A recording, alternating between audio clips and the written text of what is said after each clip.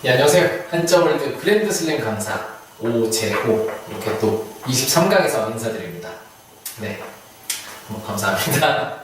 23강, 벌써 23강이네요. 여러분들 이제 얼마 안 남았습니다. 정말 다들 열심히 하고 계시죠? 이 한자 공부 정말 어렵지 않죠? 어렵지 않아요, 여러분들. 지금 하신 것처럼 그렇게 계속 하시면 됩니다. 그렇게 하시면 되고요. 여러분들 조금 힘드시더라도 조금만 참아주시고요. 그 논어에 보시면 군자불기라는 내용이 나와요. 군자는 그릇처럼 그렇게 국한되지 않는다 그런 얘기거든요.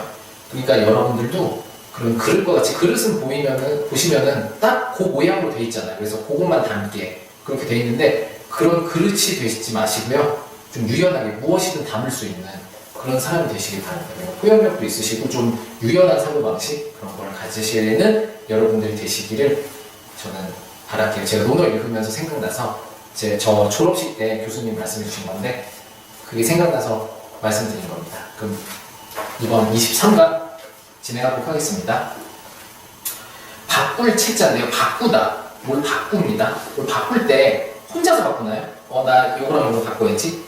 혼자서 바꿀 수도 있지만 주로 2명 이상이서 있어야 바꾸죠. 뭘 바꿀 때 물건을. 그래서 여기서는 2명 있어요. 이 지아비부가 이게 사람인데 지아비가 바꾸는 게 아니라 이 사람 둘이서 바꾸는 겁니다. 물건을 바꾸는데 언제 바꾸냐? 뭐 깜깜한 밤에 서로 뭐 마약거래 하는 것도 아니고 그렇게 바꾸진 않겠죠. 주로 물건을 잘 봐야 되잖아요. 바꾸는데 막 내 건 다 막 찌그러지고 이상한 건데 막 깜깜해서 잘 못 봤어. 그러다 나중에 화날 때 봐서 그러면 진짜 열받죠. 그게 아니라 화날 때 보고 바꿔야 됩니다. 서로 바꿀 때. 그래야 뭐 그 결정도 잘 보이고 하니까요. 그래서 여기서는 화날 때 봐라. 이 해일자가 나왔습니다. 그래서 화날 때 둘이서 바꿔라.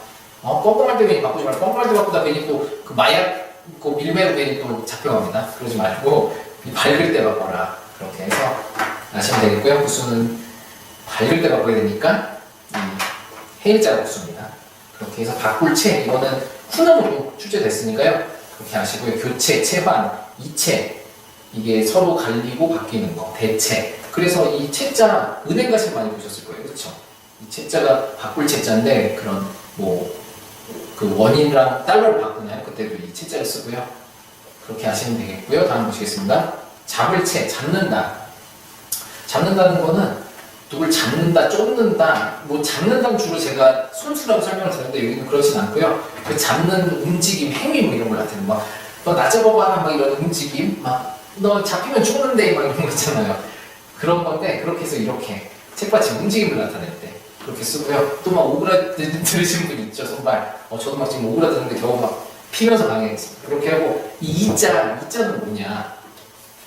아니 이자가 아니라 여기에는 뭘 썼냐면은 이거를 썼는데요. 이거 전에 제가 이 뭐라고 그러죠? 미칠이자 그 부수로 설명을 드렸어요. 이게 뭐냐면은 그 손이잖아요. 이게 여기가 손으로 그 동물의 꼬리를 잡는 거예요. 잡아서 미친다. 이 동물의 꼬리에 미친다. 그렇게 해가지고 이게 잡고 있는 거예요. 이 동물 꼬리고요. 그렇게 손이고 그렇게 해서 요 자체에 잡는다는 의미가 있잖아요. 그렇게 해서 이게 잡을 채자라는 거 아시고요. 보시면 체포 아시죠? 범인 체포한다. 피체 이게 남에게 붙잡히는 거예요. 붙잡히면 당하는 거죠. 피가 이게 당할 피자니까. 그렇게 해서 남한테 붙잡힌 그걸 잡을 채자라고 그러고요. 피체라고 그러고요. 이게 잡을 채자. 부수는 이 움직임, 잡히는 움직임이니까 이거를 나타낸다. 그렇게 하시면 되겠습니다. 그다음은 계속 보실게요. 갈릴 채자, 갈리다. 여기는 뭐 갈림길도 있고 많은데 여기 뭐 2가지로 설명되어 있거든요. 아니 한 가지로 설명되어 있는데 한 가지는 제가 설명하는 거예요. 그래서 2가지로 설명해 드릴게요. 이게 밑에 호랑이 흑자인 건 아시죠? 호랑이 흑자인데 그 아신다는 상태에서 설명을 드릴게요. 이 갈리는 거니까는 갈려서 가는 거죠. 그 움직임, 가다 뭐 그러니까 바로 책받침. 이 움직임 가다, 뭐 쫓다, 따르다, 거리 뭐 이런 걸 나타낸다고 제가 말씀드렸습니다. 그렇게 해서 이게 뭐가 갈리냐? 이 위에를 가죽으로 봤어요. 가죽. 호랑이 가죽 벗기면은 호랑이랑 이 가죽하고 서로 이렇게 갈리잖아요. 그렇죠? 갈리면서 이렇게 뜯어져 나오니까 가죽이. 그렇게 해서 갈릴 채로 보기도 하고요. 저는 어떻게 봤냐면요. 이게 동굴이에요, 지금. 동굴 속에 호랑이가 이렇게 숨어 있어요. 그리고 여기 지금 갈림길이에요. 갈림길이 있는데 여기에 지금 호랑이 숨어 있어. 그럼 어떻게 해? 이쪽으로 가야 되잖아요, 그쵸? 이쪽으로 가야지. 이쪽으로 하면 먹히잖아요, 그쵸? 그렇게 해서 이렇게 갈림길로 가야 된다. 갈림대로 이렇게 호랑이한테 잡아먹히지 않으려면은 그렇게 외우셔도 될 것 같아요. 저는 그렇게 외웠는데, 그러니까 호랑이 숨어 있는 데에서 갈려서 딴 데로 가야 된다. 그래야 안 죽지. 이쪽 가면 뭐 당장 먹이 되죠, 그냥 호랑이가. 그렇게 돼서 그 둘 중에 편하신 걸로 외우시면 되고요. 갈릴채, 이건 움직임, 갈리는 거니까 이렇게 책받침을 붓을 써고요. 보시면요, 그래서 체증, 체신, 우체, 우체부, 우체할 때 이 체를 써요.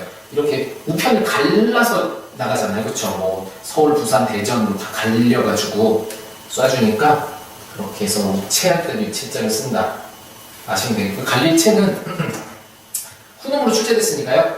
그렇게 또 이거 보시면 아, 호랑이 이거 갈려있네 그러면서 갈릴채 쓰시면은 정답입니다. 아시겠죠? 그렇게 해서 다음 보도록 하겠습니다. 다음에는 막힐채, 막혀있다. 주로 막혀있는 게 제가 전에는 뭐 봉한다, 막혀있다 그래서 뭐 흙으로 쌓는다 이렇게 썼는데 여기는 흙이 아니라 물이에요, 물.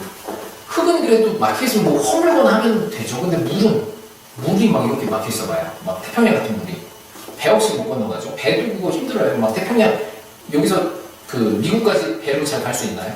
그 중간중간에 뭐 폭풍우도 치고 막 이러면 진짜 힘들죠, 항해가. 그래서 물이 막히면 진짜 힘듭니다. 그래서 여기서 물이 막힌 거예요. 삼수변 썼고요. 물이 어떻게 막혀있냐? 이게 띠대자예요, 띠. 우리가 이렇게 혁대가 이 대자 쓰거든요. 혁이 가죽 혁자죠. 가죽띠인데 띠대자를 이렇게 써요. 띠대자, 띠. 그렇게 해서 이 물이 마치 띠처럼 이렇게 막혀있는 거예요. 띠처럼 쫙. 그럼 이걸 뭐 어떻게 건너요? 이 수심이 막 몇 미터인데 못 건너가죠. 막혀있는 거예요, 이렇게. 그런 상황을 생각하시면서 암기하시면 될 것 같아요. 이렇게 해서 우리 막힐채, 그래서 정체도 있다. 뭐 교통정체 많이 하죠. 그다음에 옹체, 지체 된다. 연체, 연체로 막 물죠. 늦게 내면 그때 이 연체를 쓰고요. 체납, 세금 체납 여러분들은 안 하시죠? 그리고 체류, 체불 뭐 할 때도 임금 체납할 때 이 막혀있다.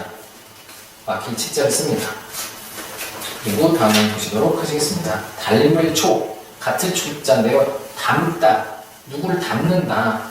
닮는다는 거는 이 주로 사람을 닮았다는 거죠. 아이고 애기 태어나면 아이고 아빠 닮았네, 엄마 닮았네 뭐 막 그러잖아요, 그렇죠? 그래서 거기서 따온 거예요. 그 사람이 닮았다. 근데 사람을 여기서는 고기로 봤어요. 또 그 버풍자도 고기로 봤죠. 둘을 여기도 고기로 봤어요, 사람을. 그래서 육다로 사람을 봤는데 주로 어디가 닮았다고 해요? 어딜 보고? 얼굴 보고 많이 얘기하죠. 아이고 얘는 뭐 여기 종아리에 털이 닮았네, 뭐 겨드랑이에 무슨 점이 닮았네 이렇게 잘 안 하잖아요. 주로 얼굴을 보고 아 얘는 뭐 눈은 아빠 닮고 코는 엄마 닮고 막 이렇게 얘기하죠. 그러니까 이 얼굴이 어때요? 신체 중에서 크게 차지하나요? 물론 뭐 얼굴 2등신, 3등신인 분들은 크게 차지하겠지만 보통은 뭐 8등신이나 7등신 뭐 이렇죠. 적게 차지한단 말이에요. 작게, 그쵸? 그래서 얼굴은 좀 작다, 몸에 비해서. 근데 여기에 주로 닮았다고 표현을 한다. 그렇게 이해하시면은 이게 닮을 초자 그렇게 하시면 될 것 같아요. 그래서 어디가 닮았냐 이런 몸 중에서 이제 얼굴이죠. 얼굴을 주로 닮았다고 많이 표현을 한다. 그렇게 이해하시면 될 것 같아요. 부수는 이렇게 쓰고요. 초상화 닮게 그리는 거죠, 그 사람을. 불초자는 막 불초소생 그러죠. 이 불초자, 뭐 부모님께 뭐 면목 없습니다. 이게 그 부모님을 닮아서 그렇게 훌륭하지 못한 자식이다 그런 뜻이에요. 부모님을 닮으면 정말 부모님처럼 훌륭할 텐데 저는 그러지 못했습니다. 부모님을 닮지 못했습니다. 그럴 때 불초소생으로 부르는데 그때 불초를 이렇게 초자를 이렇게 씁니다. 그렇게 아시고요. 다음 뽑을 초자, 여러분 뽑는다. 뭘 뽑는다? 크리넥스를 뽑고 티슈를 뽑죠. 뽑을 때 뭘로 뽑으시죠? 손을 뽑죠. 손을 뽑는데 여기는 뽑을 초인데 소가 초로 읽어요. 그리고 보통 작은 걸 뽑죠. 여러분들 막 큰 거를 이렇게 해서 뽑는다고 그러나요? 이렇게? 뽑진 않죠. 든다고 그러지. 주로 작은 거를 뽑잖아요. 적은 거, 그쵸? 적은 걸 뽑아서 그렇게 또 이해하시면 될 것 같아요. 이렇게 해서 손으로 뽑는다. 작은 거. 뽑을 초자 이렇게 하시면 되겠고요. 다음 그래서 초역, 초록. 이게 초역이 뽑아서 번역하는 거예요. 그 중요한 부분은 초록은 뽑아서 이렇게 기록하는 거고요. 호적 초본도 그 뽑아서, 초략도 뽑아서 그 요약하는 거죠. 이렇게 하시면 되겠고요. 분초초를 보시겠습니다. 분초초가 시간인데, 분초가 시간이죠. 근데 여기는 해일자가 아니에요. 그거 좀 주의하세요. 이거는 비유적으로 써서 그런 건데, 벼와의 적을수를 썼습니다. 벼와의 적을수. 이게 왜 썼냐? 벼에서 제일 적은 게 뭐예요? 적은 게 쌀이잖아요, 그렇죠? 쌀이 되게 적게 달려 있죠. 그렇게 해서 그렇게 쌀의 그 적은 그 쌀 한 톨만큼의 그 시간으로 옮겨온 거예요, 그 뜻을. 1초가 엄청 짧잖아요, 그렇죠? 1초가 그 시간 중에서 제일 짧은 게 1초잖아요. 그것처럼 여기도 그 쌀의 그 쌀알만큼의 그 크기를 시간으로 옮겨왔어요. 그러니까 그만큼 작다, 시간 중에서 그만큼 쌀알만큼 작은 게 뭐 있냐? 초가 있다, 제일 작은 거. 그렇게 해서 분초초, 초할 때 2초짜리 써요. 뭐 몇 초, 기록도 뭐 몇 초 하죠, 달리기 같은 거. 그럴 때 이 분초 초자를 쓰고요. 이 부수는 쌀, 벼가자 쓴다는 거. 그래서 헷갈리시면 안 돼요. 분초니까 시간이니까는 해일이겠네 그러고 기다리시는 분들 있으실지 모르겠는데요. 물론 그것도 그동안 제가 설명해 온 거 그동안 잘 들으신 거라서 정말 감사한데, 여기는 그게 아니라 그 다른 비유적인 의미로 쓰였다는 거. 그걸 알아두세요. 아시겠죠?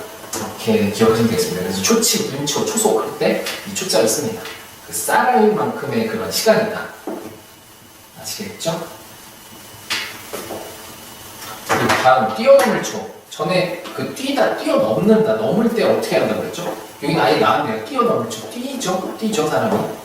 넘을 때. 뛰어서 넘으니까 이렇게 썼고요. 초는 이 소자를 초자로 이루어서 이렇게 썼어요. 그래서 이거 많이 보셨을 거예요. 초학습법, 할 때 뛰어넘는 거니까요. 초인도 일반인을 뛰어넘는 사람이잖아요. 그렇죠? 그렇게 해서 초인이라고 하는데, 이 초자를 씁니다. 뛰어넘을 초. 그렇게 해서 뛰어넘으니까 이 달린 주자가 부수고요. 초탈한다. 뭐 세속적인 거에서 벗어나는 그런 거죠. 초월한다. 초능력. 그 능력을 초월하는 거예요. 사람의 능력을. 초인, 초음파. 음파도 보통의 그 대역이 있는데 그 대역을 뛰어넘는 음파입니다. 초음파. 초과. 넘는 거죠. 뛰어넘는 거. 초과. 그렇게 하시면 되겠고요. 다음 보도록 하겠습니다. 주춧돌 초. 주춧돌 어디에 세우죠? 그 건물을 지을 때 주춧돌을 세우잖아요. 그렇죠? 기둥 아래에 있는 게 주춧돌인데, 주춧 뭐라고요? 돌하면 부수는? 그렇습니다. 돌석이죠. 토석 말고 돌이 있나요? 그쵸? 그리고 초는 이 초나라 초자를 써요. 옛날에 초나라 아시죠? 뭐 장기 좋아하시는 분들은 뭐 많이 보셨을 텐데, 한나라 초나라 때 이 초자를 씁니다. 그렇게 해서 이게 뭐 장기 아니냐, 그게 아니라 그 주춧돌이라는 거, 주춧돌이라는 거 아시겠고요. 부수는 이제 돌석.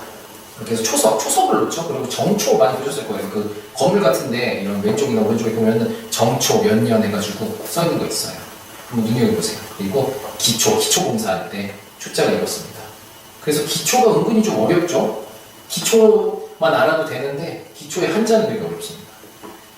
이자를 쓴다는 거. 그리고 주초 이렇게 쓰고요. 다음 재촉할 촉자. 재촉한다. 주로 누가 재촉을 하죠? 누가? 상사가 재촉한다고요? 상사는 누구죠 그러면? 상사. 남자는 누구죠? 계속 올라가 보면 결국 사람이죠. 사람이 재촉합니다. 사람이 재촉해요. 사람이 재촉하고, 이 발은 족인데 촉으로 이렇게 읽기도 하고요. 아니면 뭐 재촉할 때 막 빨리 해라고 이렇게 발로 막 재촉을 하잖아요. 발을 빨리 가라, 빨리 해라 할 때 발을 막 빨리 움직여야 되죠. 그럴 때 그렇게 또 이해하시면 될 것 같아요. 그렇게 해서 재촉할 촉자. 사람이 재촉한다. 사람이 재촉한다는 걸 여기서 아시면 편한 게, 다음에 제가 그냥 여기서 아예 설명을 드릴게요. 이 다음 페이지에 재촉할 촉자가 나오거든요. 이렇게 쓰는데, 이 최자, 요것만 이 성에 쓰는 최자입니다. 아시죠? 뭐 최 무슨 이름? 뭐 최영길, 저 같은 경우는 최재용, 뭐 그렇게 뭐, 제가 만약에 성이 바뀌면요. 그렇게 쓰는데, 최시성, 이 최자 쓰고요. 그렇게 해서 음으로 나타나요, 여기서는. 재촉할 최. 그래서 최촉이라고 하거든요, 재촉하는 거를. 같이 알아두세요. 좀 이따가 뭐 다시 설명 안 드릴게요. 여기서 그냥 아세요. 재촉할 최. 그렇게 아시고요.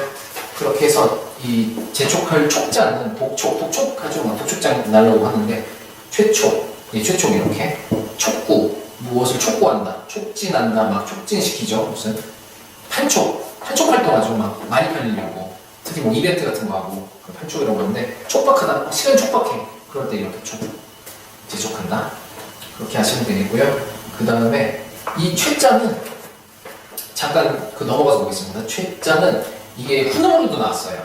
이거 자체로 최라고 그랬죠. 그렇게 해서 재촉할 최고 보시면 최촉. 여기도 물론 이게 시험에 나왔어요. 최촉이. 그러니까 같이 알아두시라는 거. 최면. 빨리 잠들게 하는 거죠. 지금 뭐 자려고 그러는 게 아닌데 너는 잠자야 한다. 뭐 이렇게 최면을 걸죠. 그때 최를 쓰고 개최. 뭐 성공적인 개최를 한다. 최루탄. 눈물이 원래 안 나오는데 그것만 터뜨리면 그냥 막 눈물이 막 콸콸콸 막 나오죠. 눈물을 촉진시키는 거예요. 그래서 최까지 같이 알아봤습니다. 이렇게 같이 시험에 나왔거든요. 최촉이 시험에 나왔으니까요. 같이 쓰실 수 있어야 되고요. 그 재촉하는 사람은 누구냐? 인간이다. 인간이 재촉한다. 그래서 같이 묶어서 설명을 드렸습니다. 자, 촛불 촉자인데요. 촛불에 물 붙이죠, 여러분들? 촛불에 촛대에 불 붙이죠. 그쵸? 그렇게 해서 불을 붙인다. 촛불 촉자 이렇게 쓰고요. 오른쪽에 촉자는 이게 촉으로 나타내요. 옛날 총나라라고 들어보셨나요? 뭐 위초고 아시죠? 그 삼국 중에 총나라를 이렇게 써요. 오른쪽 촉을 이렇게 쓰는데 그렇게 해서 여기서는 음으로 나타냈고요.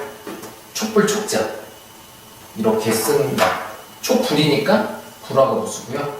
그렇게 해서 촛불 촉대, 촉광, 통촉, 화촉 할 때 이 촉자를 씁니다.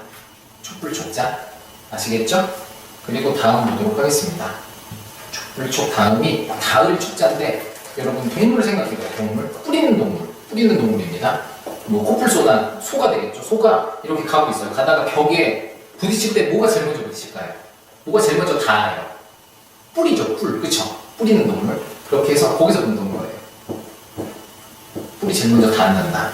그렇게 해서 뿔 각자를 썼고요. 촉자는 요거 그대로 오른쪽에 있는 거 이게 촉으로 읽으니까요. 그렇게 해서 이렇게 쓰시면 될 것 같아요. 촉자 뿔이 제일 먼저 닿는다. 닿을 촉자.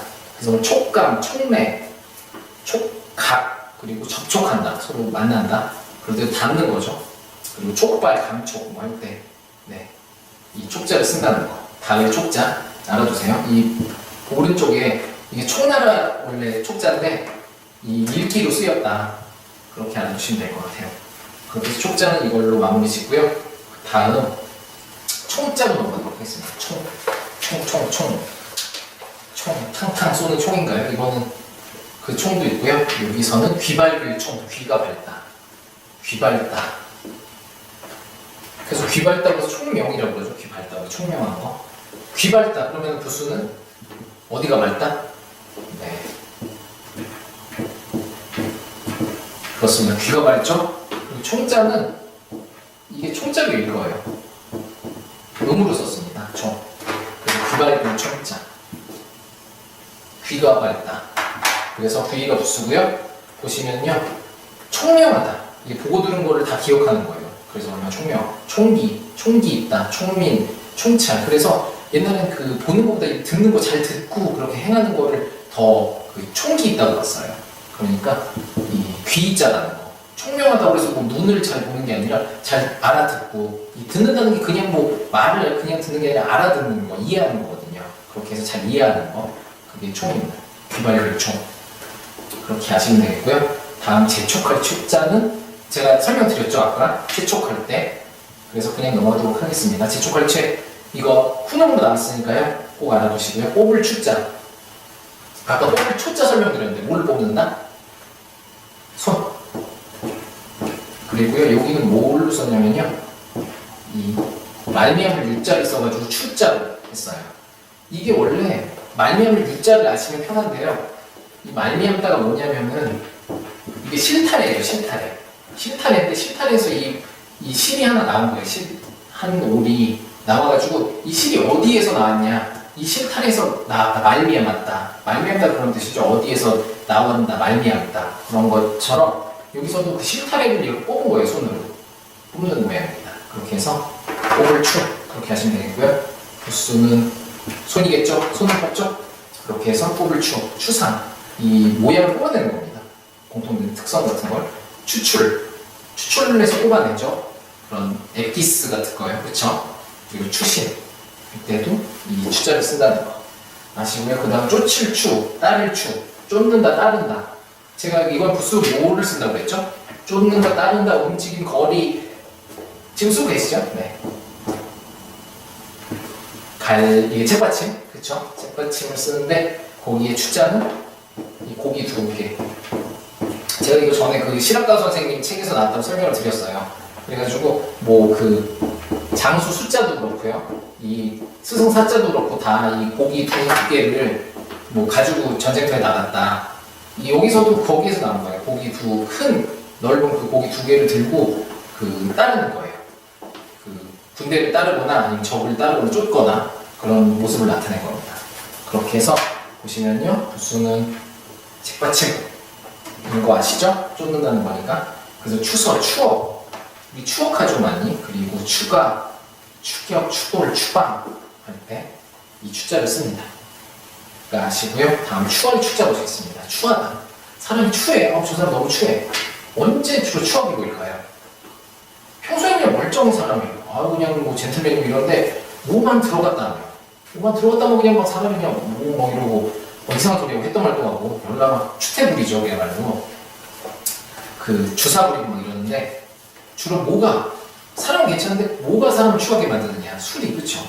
그런 때는 사람은 좀 괜찮은데 술이 그렇게 사람을 망쳐놔요. 저는 주사 없어요. 저는 주사 없는데 그런 사람 꼭 있더라고요. 네. 저 이게 뭐예요? 아니죠? 네, 저 없습니다. 그래가지고 이 술이 추하게 보이는데 이 술에 취해 보이면은 진짜 이 사람 같지 않고 귀신 같다고.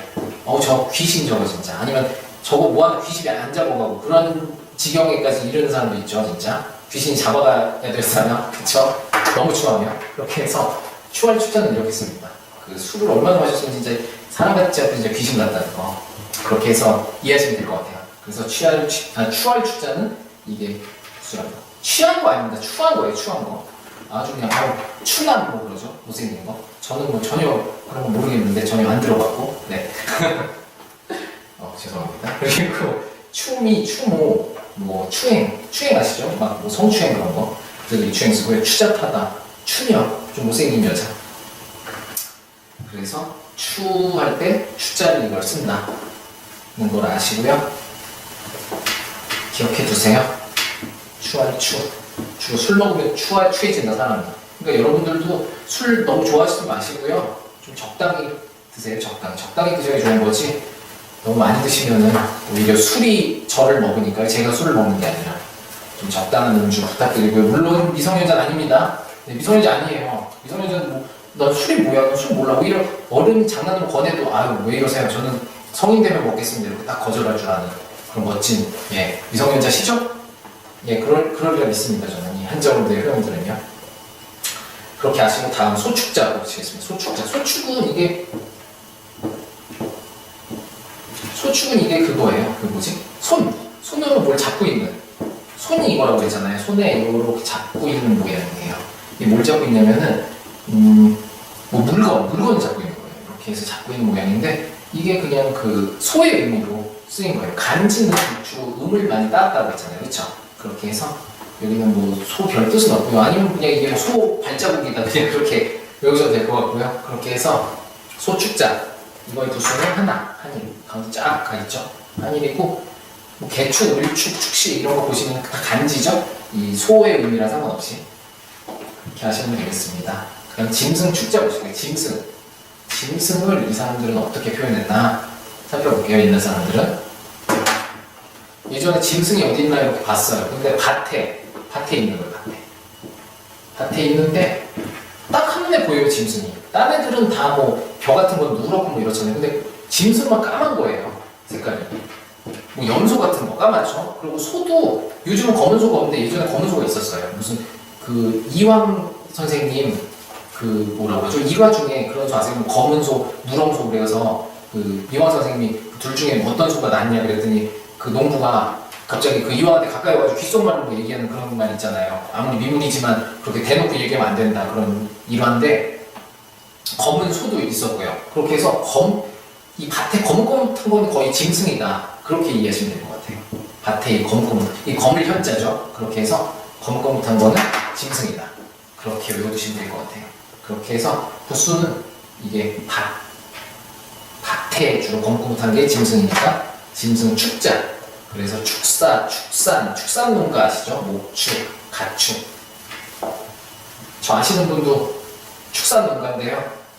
항상 그 열심히 사시는 형님입니다. 제가 상당히 좋아하는 형인데, 네, 참고로 아시고요. 다음 보도록 하겠습니다. 그 다음 쫓을 축자, 쫓는다. 사람이 아니라 뭘 쫓는 거야 아무거나. 근데 이건 뭘 쫓냐? 돼지를 쫓습니다. 돼지. 가끔 뭐 돼지놀이 이런 거 아시죠? 그 새끼 돼지 막 이렇게 쫓는 거 뭐 보시거나 직접 해보신 적 있으실 거예요. 돼지가 은근히 그게 빨라요. 막 잘 빠져나가고 새끼 돼지. 잡기 힘들 거 같더라고. 저는 안 해봤는데 막 진흙탕 같은 데서 주로 막 하는 거 보셨죠? 그렇게 해서 여기는 그거를 본땄어요. 돼지를 쫓는다, 따른다는 제가 책받침이라고 지금 뭐 3번이나 나왔지만 20번째 말씀드리고 있는 것 같아요. 그렇게 해서 이게 쫓을 축자, 쫓는다, 돼지를 쫓는다. 여기는 그렇게 해서 쫓을 축자 보시면 되고요. 축출, 축사, 축로, 구축 쫓는 그거죠. 구축함도 있는데 그 쫓는 배죠. 그렇게 해서 쫓을 축자 그렇게 하시면 되겠어요. 돼지를 쫓는다. 여기는 사람을 쫓는 게 아니라. 이 돼지 시자는 아시죠, 여러분들? 그렇게 하고요. 다음 넘어가도록 하겠습니다. 찌를 충자, 찌른다.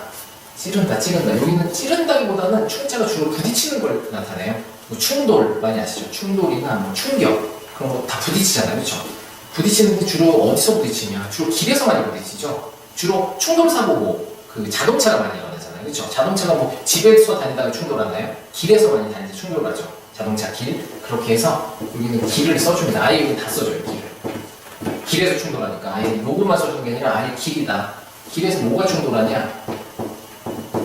뭐 무거운 게 충돌할 수도 있고 여기는 중자랑 충자랑 비슷하잖아요. 발음으로 또 충. 그래서 이게 찌를 충, 이 부딪히다 그런 의미가 있다는 거. 어디서? 길에서. 그래서 길 이게 단일 행자가 없고요. 그리고 찌를 충자라는 거. 그래서 보시면 충돌, 충격, 완충 이런 거 나오죠. 이게 주로 부딪힌다는 의미잖아요. 그렇죠? 그렇게 해서 이게 시험에 나왔고요. 충동, 충천, 하늘을 찌른다. 이렇게 되고 요충지. 그러니까 아주 좀 기묘한 그런 지역이죠. 요충지, 좌충돌. 그렇게 하셔도 되고요. 주로 좀 육중한 게 많이 부딪히죠. 그렇게 외우셔도 될 것 같아요. 이게 발음뿐만 아니라 무거울 중자가 좀 무거운 거. 자동차들도 무겁잖아요. 무거운 게 충돌하지. 뭐 휴지랑 이렇게 충돌한다고 그런다. 그러진 않죠. 그러진 않죠. 발음이 꼬이는데. 종이랑 종이가 충돌한다. 그러진 않죠. 닿는다. 뭐 그러죠. 뭐 휴지나 이렇게 가벼운 거는 무거운 게 주로 충돌한다고 그러잖아요. 그렇게 또 외우시면 될 것 같아요. 가끔가다 발음이 꼬이는데 이거 하죠. 입을 덜 풀었나? 다음 보시겠습니다. 그렇게 해서 아시면 되고 불취자, 불다. 여러분 불 때 뭘 이용하세요? 생일 때 케이크 부시죠? 케이크의 그 초를. 케이크를 부시진 않죠. 초를 부는데 촛불을 이제 불 때 뭘 이용하세요, 여러분들? 막 손으로 이렇게 끄시나요? 아니죠? 입으로 불잖아요, 그렇죠? 그래서 입구. 그리고 불 때 입 다물고 부시나요, 여러분들? 뭐 이렇게 부시나요? 아니죠? 입을 일단 벌리고 불잖아요, 그렇죠? 입을 벌린다. 그래서 벌린다는 의미. 이게 하품할 hum자인데 입 벌린다고 했어요. 그래서 이게 들어가면 입 벌려서 하는 거. 말하기도 하고 노래하기도 하고 무슨 뭐 하품도 하고 이게 입 벌린다는 의미라고 제가 말씀드렸는데요. 여기서는 부는 거예요. 입으로 부는데 어떻게 입을 벌려서 입을 분다. 그렇게 이해하시면 되겠고요. 어디 부냐? 입으로 분다. 입구가 부수다. 그렇게 하시면 되겠습니다. 이거는 그 훈원 문제로 출제됐으니까요. 딱 보시면 입 벌리고 있네. 어떻게 부르고 있구나. 그렇게 해서 불치로 하시면 되겠고요. 취주. 그 불어서 연주하는 거죠. 악기. 고취한다. 고취도 이 시험에 나왔고요. 취적. 음반 취입. 뭐 레코드 취입한다고 그러죠. 그래도 이 취자를 불취자를 씁니다. 아시겠죠? 그렇게 하고 다음 넘어가도록 하겠습니다. 냄새취, 냄새. 냄새는 누가 잘 맡아요? 물론 사람도 잘 맡지만 막 냄새 되게 잘 맡는 사람 보고 뭐라고 해요? 별명. 개코라고 많이 그러지 않나요? 그쵸? 개코. 저 개코야 진짜 어떻게 불렀냐 막 이러는데 개코를 그대로 그냥 한자로 따오면 돼요. 개코 써볼까요? 개코. 제가 스스로 자체가 코라고 말씀드렸습니다. 코를 나타낸다고요. 코랑 이 코비자도 이게 들어가는데 뭐 코비는 그 제부수라 이게 부수가 아니고 헷갈리지 마시라 그렇게 계속 제가 설명을 드렸어요 그때. 기억 안 나시면 다시 한번 보세요. 부수. 그래서 이 코가 나 자신 코를 가리켜서 나 자신을 나타내서 이 코를 나타내는데 그야말로 개코잖아요. 개코. 그렇게 해서 냄새 취자라는 거 보시면요. 코가 부수죠. 코가 중요하죠. 개가 중요한 게 아니죠. 개가 중요한 게 아니라 개코. 냄새를 잘 맡으니까 그렇게 해서 냄새 취자 이렇게 하시면 되겠고요. 그래서 이거는 냄새 취로 훈훈 문제가 나왔으니까요. 보시고 개코네 개코 냄새 잘 맡잖아. 냄새 취 쓰시면 정답. 그래서 악취, 취기, 탈취제 그 냄새를 빨아들이는 거죠. 그 다음 구취, 입냄새, 향취 뭐 그런 거. 취자를 쓴다는 거 아시고요. 다음에 취할 취자 보시겠습니다. 취하다. 여러분 어디에 취해요? 뭐 사랑에 취해, 음악에 취해 뭐 그러는데 기본적으로 뭐에 취한다? 술, 그렇죠? 술에 취하잖아요 사람이. 술 마시면 막 취하고 이러는데 그래서 술을 나타내는 부수는 다 까지 쓰면 아시죠? 네. 당일자가 이게 술동이 모양이다. 그렇게 해서 술이고요. 쉬는 오른쪽에 졸자를 써요. 졸자. 왜 졸자를 쓰냐? 여러분 뭐 술 센 사람 생각해보세요. 술 센 사람이 소주 한 잔 딱 마셨어요. 취하나요? 뭐 안 취하죠. 2잔 마셔도 안 취하고 보통 그 자리가 파할 때까지 주구장창 마셔야죠. 취하잖아요 사람이. 물론 약한 사람은 뭐 진짜 냄새만 맡아도 취한다고 하는데 그거 말고요. 그러니까 그 거의 이 마칠 졸자거든요. 졸업할 때 이 졸자 쓰는데 술을 마시긴 하는데 그냥 그 자리가 마칠 때까지 마시는 거예요. 그냥 그 끝날 때까지. 뭐 사람이 바뀌든 말든 뭐 그냥 쨍 마셔 그러다 보니까 취하잖아요. 그렇죠? 사람이 술을 마칠 때까지 끝날 때까지 파장할 때까지 마신다. 그럼 다음에 취할 수밖에 없죠 사람이. 그렇게 해서 취할 취자 그렇게 하시면 될 것 같아요. 술은 당연히 술이죠. 술하고 관련돼 있으니까 요거. 그렇게 해서 취객, 취기, 취생몽사, 취중 뭐 취중 진담이라고 그러죠. 취중에 술 취한 때 뭐 진담한다고 그러는데 저는 글쎄요. 취중 헛소리 많이 해서요. 그래서 진담을 별로 안 하는 것 같아요. 술 너무 많이 취했을 때는. 네. 그렇고요. 다음 보도록 하겠습니다. 다음 곁측자. 여러분 곁에는 항상 누가 있죠? 뭐 부모님이나 애인, 뭐 친구가 있죠? 그 사람들은 누구죠? 뭐죠? 사람. 인간이죠. 사람. 그래서 사람이 있습니다. 그리고 측자는 즉자. 고측자를 써요. 즉측 비슷하죠? 그렇게 해서 곁측자 이렇게 쓰고요. 여러분 곁에 언제나 사람이 함께합니다. 그렇게 해서 사람이 구수라는 거 아시고 측근 많이 아시죠? 뭐 측근비리 좀 요새 문제가 많은데 좌측, 우측 할 때도 이 측자고요. 그 방향 나타날 때 남측, 뭐 북측, 측면도 옆에서 본 거죠. 측면도 그렇게 하시면 되겠습니다. 그리고 부끄러울 치자도 이게 설명하기가 되게 힘들었어요. 그래가지고 고민 막 하다가 이거다 했는데 잘 들어보세요. 부끄러울 치 일단 어디가 부끄럽나요? 사람 부끄러움을 어디로 느껴요? 마음으로 느끼죠. 너무 부끄러워 이러면서 마음으로 느끼니까 일단 마음심부터 쓰고 귀 이를 왜 썼냐? 귀 이를 물론 치 이 비슷하잖아요. 그렇게 해서 쓰는 경우도 있지만은 저는 좀 이해하기 쉽게 여러분 부끄러울 때 어디를 주로 긁으세요? 너무 부끄러워요. 막 윗머리 긁나요? 아니죠. 아니면 뭐 배를 긁고 부끄러워 막 팔을 긁고 안 긁어져. 이 옆머리 주로 긁어요 사람들이. 죄송합니다. 부끄럽네요. 막 이렇게 옆머리를 막 긁어요. 옆쪽 이 귀 쪽 주변 머리. 그쵸? 보시면 막 여기를 긁거나 여기를 긁거나 하지 막 여기 긁고 막 여기 긁고 부끄럽다고 그런 사람 저는 못 본 것 같은데 그걸 연상하시면 될 것 같아요. 바로 이거다 제가 이렇게 딱 발견하고 알았거든요. 여러분도 금방 그렇죠. 진짜 부끄러울 때 옆머리 긁지 누가 앞머리 긁고 막 다리 긁고 막 그러진 않죠. 발바닥 긁고 그게 아니란 말이에요. 네. 그래서 제가 알아낸 겁니다. 이게 아마 한자월드에서 최초일 거예요. 최초로 밝혀내는 이 부끄러움의 아시겠죠? 아이고 참 제가 별거 다 얘기하네요. 네 그래가지고 이 마음이 부끄럽다. 그리고 치자는 왜 비자를 썼냐? 물론 이 치 비슷하지만 부끄러울 때 어디 긁냐? 당장 귀 주변 머리를 긁으면서 막 이렇게 부끄러운다. 그렇게 이해하시면 될 것 같아요. 그리고 다음 보시겠습니다. 그래서 염치, 치부, 치욕 뭐 이럴 때 이 치자를 쓴다는 거 아시고요. 그 다음 갑치자, 갑. 나올 게 나왔네요. 갑치자. 제가 그 설명드릴 때 그런 돈하고 직접적인 관련이 있다는 조개뱀을 쓰되 돈을 이용한다. 무슨 돈에 값어치를 매기고 돈을 빌려주고 빌려받고 뭐 그럴 때 뭘 쓴다고 했죠? 부수는? 기억 다 하시죠? 돈을 이용할 때 쓰는 거. 누가 이용해? 사람이 이용하잖아요. 그렇죠? 그렇게 해서 사람을 쓴다. 갑치자도 마찬가지입니다. 여기에 직자를 써요. 고들 직자. 그렇게 해서 갑치, 뭐 값어치라고 그러죠. 사람이 부수고요. 그렇게 해서 갑치자, 가치, 근사치, 가중치, 값을 나타낼 때 쓴다는 거 아시겠죠?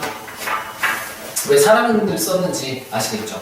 부수. 그때 주로 쓴다. 이 돈을 이용하는 거에서 나타낼 때 그렇게 쓰인다고 아시면 되겠고요. 그래서 갑, 가짜도 사람인 부수로 써요. 갑, 가짜. 그렇게 하시면 되겠고요. 다음 보시겠습니다. 어릴치, 어리다. 아주 어리다. 애기죠. 근데 여기 뭐가 어린 걸 봤냐면은 뭐가 어린 걸 봤어요. 진짜 뭐가 어린 거. 뭐가 뭐냐. 벼에 어린 게 뭐죠. 뭐. 그래서 이 벼가 어린 거, 아직 좀 덜 자란 거, 그걸 어리다고 표현을 했어요. 여기서는. 그렇게 해서 이 어릴치를 왼쪽엔 이걸 쓰고요. 오른쪽에는 이게 뻥치자잖아요. 새 추우면서 뻥치할 때도 이걸 쓰는데 이 오른쪽에는 이 치 비슷해가지고 이 치자를 썼습니다. 뻥추자는 다른 또 쓰이죠. 근데 여기는 이 새 추자인데 치로 읽기 위해서 이렇게 쓰였습니다. 이 새의 의미는 아니고요. 새가 어린 건 아니고 이 모가, 그러니까 벼가 어린 거를 보고 본뜬 건데 이건 음으로 쓰였다는 거. 그래서 부수는 이 벼가 아직 덜 자라고 어린 거, 그걸 본떠서 어릴치. 그래서 치졸하다, 유치하고 막 졸려라는 거죠. 그리고 유치하다, 유치원 아시죠? 애기들 유치원 다니죠? 제 조카들도 유치원 다니는 애들이 있는데, 네, 귀엽죠 상당히. 그렇게 하고 다음 보시도록 하시겠습니다. 옷이 뭔지 아세요? 옷 이옷 아닙니다. 이런 이옷이 아니라 아마 옷 오른다고 그러죠. 옷딱 들어보셨어요? 옷이라는 그런 닭인데요. 그리고 막 옷 오른다고 막 그래요. 막 뭐가 나고 옷 잘못 오르면 죽을 수도 있어요. 이 겉이 아니라 속에 이렇게 내장에 옷이 오르면 죽기도 하는데 그만큼 무섭습니다. 옷이 뭐냐면은 옷나무가 있어요. 옷이라는 게 있는데 옷 이렇게 있습니다. 나무에 그 진액을 옷이라고 그래요. 나무의 진액. 그렇게 해서 이걸 그대로 그냥 그 글자로 써볼게요. 옷나무가 있어요. 여기 옷나무가 있습니다. 나무 속을 이렇게 열어봤어요. 그랬더니 이 안에 이렇게 진액, 이 물수죠? 진액이 이렇게 있어요. 진액이. 그렇게 해가지고 이거 막 오르면은 장난 아니라고 그러더라고요. 저는 안 올라갔는데. 그렇게 해서 이걸로 무슨 다른 칠도 하고요. 그러니까 나전 칠기 같은 거에 칠자는 옷칠을 합니다. 이게 그 니스 아시죠? 좀 그 광택을 내는 효과? 그런 효과를 내줘요. 그렇게 하는데 여기에 옷 이렇게 하면 그냥 단순한 옷이고 좀 그 진액을 강조하고 싶어요. 좀 주의해라. 이게 잘 쓰면은 뭐 이쁘고 좋지만은 진짜 옷 오르면 큰일 난다. 그래서 여기 밑에만 쓰면 안 되고 이거는 진짜 따로 빼놔서 이거는 진짜 강조해라. 그렇게 해서 아예 30병까지 써버렸어요. 이렇게 강조하려고. 옷 오르지 말라고. 그렇게 해서 이 진액, 옷나무의 진액, 이게 옷인데 이렇게 쓴다. 나무의 진액은 여기에만 있는 게 아니라 이거를 좀 확대해서 이 옷 오르지 마라. 강조하기 위해서 아예 30병을 또 빼놨습니다.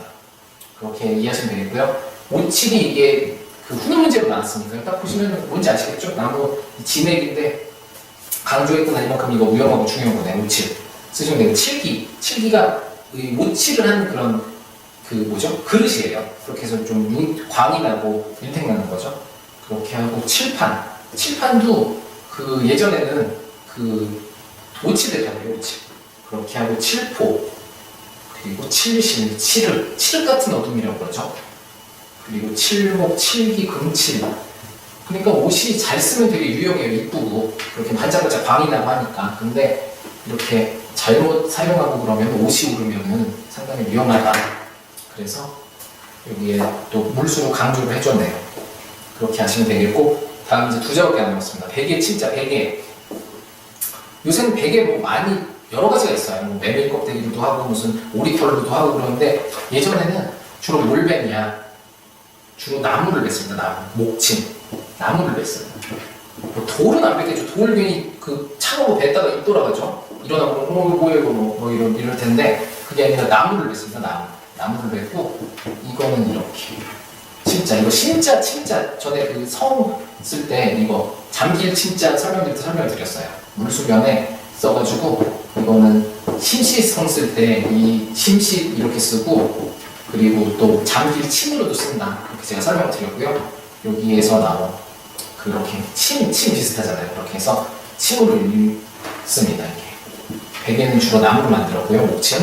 예전에는 그렇게 해서 베개, 침, 훈음으로 하시고요. 침목, 목침, 침석, 고침, 단며. 높게 비면은 그 빨리 죽는다고 해요.